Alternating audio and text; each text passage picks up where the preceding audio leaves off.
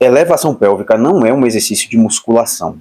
E quando é usado para esse fim, além de lesivo, pode não te dar ganho nenhum extra. Ou seja, você está correndo um risco à toa. É isso mesmo que eu estou falando. Ele não vai te dar massa muscular no seu glúteo, porque ele trabalha especificamente o glúteo, mais do que um agachamento, do que um leg press. Ou seja, você poderia simplesmente, ao invés de fazer mais 3 séries de elevação pélvica, você poderia fazer mais 3 séries, sei lá, de um búlgaro, de um agachamento búlgaro, que é bom para o seu glúteo, de um agachamento unilateral, né, de um afundo, e sem ter os riscos que a elevação pélvica traz, entendeu? Porque ela traz riscos sem trazer benefícios. Na verdade, benefícios bem pequenos no que tange a hipertrofia e força, e riscos bem maiores do que os outros exercícios que são melhores, certo? Enfim, e eu vou te explicar mais ou menos isso. Acontece que a elevação pélvica ela não começou aí na história dela como um exercício de musculação. Na verdade, ela nem sequer tinha ali carga sendo utilizada nela. Aliás, para um exercício ser considerado bom exercício de musculação, ele tem que ter pelo menos três características. Ele tem que ser um exercício onde você está estável, ele tem que ser um exercício que você consegue fazer com alta intensidade, e ele tem que ser um exercício que você consegue ter uma grande amplitude. E o primeiro pecado aqui da elevação pélvica é justamente no que tange a amplitude. A amplitude de movimento da elevação pélvica é muito pequena, é cerca de 3 vezes menor do que a do agachamento. Isso eu estou falando para o glúteo mesmo, viu? Para a extensão de quadril com o movimento do glúteo.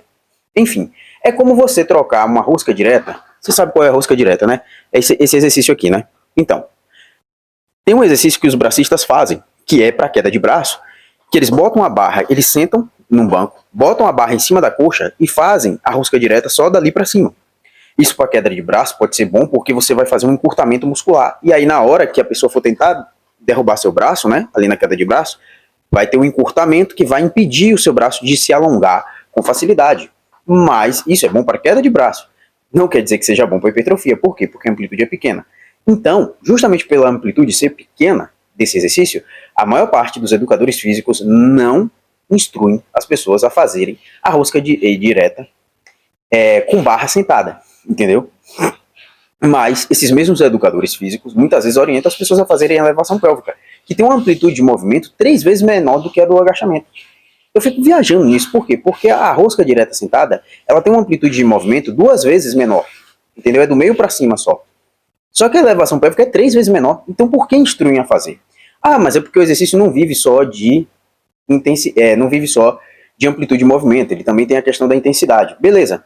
A carga que você teria que colocar num agachamento, para que ali em torno de 10, 12 repetições você aplicasse a mesma intensidade, teria que ser uma carga de 1,7 a 2 vezes mais do que a carga que você pega no agachamento, ou seja, é muita carga mesmo.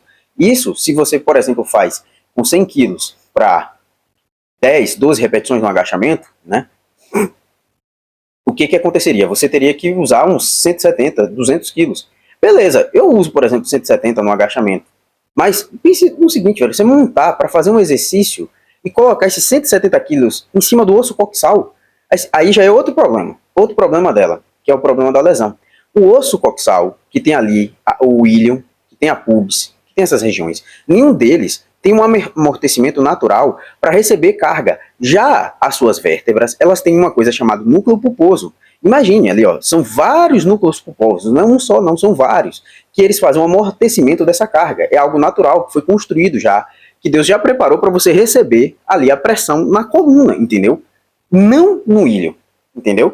Aí tem muita gente que fala, não vou botar muita carga porque o meu osso, minha coluna não vai aguentar. Mas aí o seu ilho, o seu osso coxal aguenta. Não faz sentido nenhum, velho, isso, entendeu? Então pode ser lesivo também. Então, assim, a intensidade que você vai aplicar, se você for aplicar uma intensidade boa, vai te custar muito.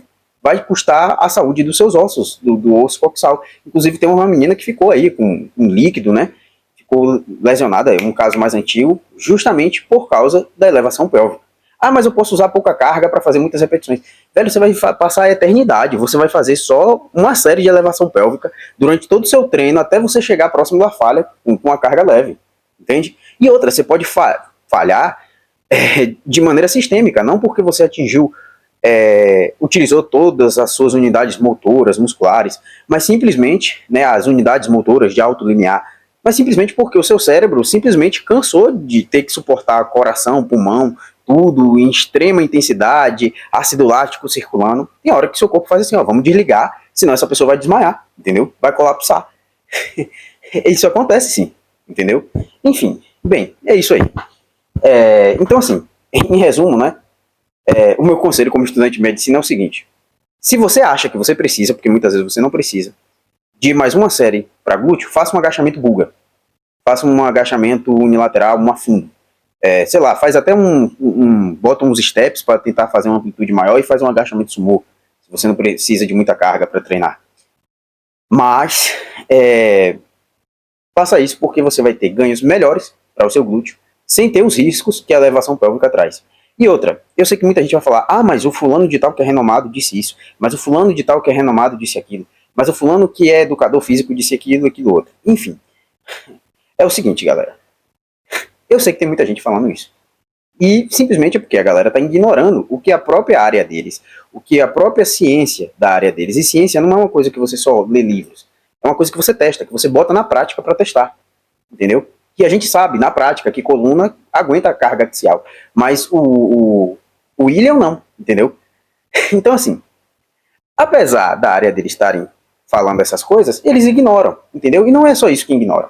Eles também, muitas vezes, até na boa intenção, interpretam mal alguns estudos científicos.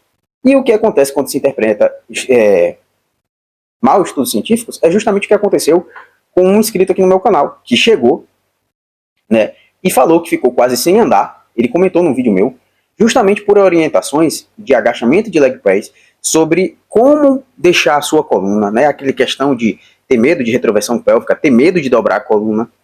E aí ele mantinha a coluna completamente reta. E o cara praticamente ficou sem andar por causa disso, pagou muito dinheiro, entendeu? Disseram que ele nunca mais ia poder voltar a treinar, embora ele tenha voltado. Inclusive, já para não me delongar, porque aqui já vai entrar outro assunto, né? Sobre outra orientação que muitos educadores físicos dão e que é prejudicial, entendeu? Enfim, então, para não me delongar, eu falo sobre isso em outro vídeo para você tomar cuidado também e não ficar agachando com medo de causar lesão e justamente por esse medo ter a lesão. Enfim, valeu.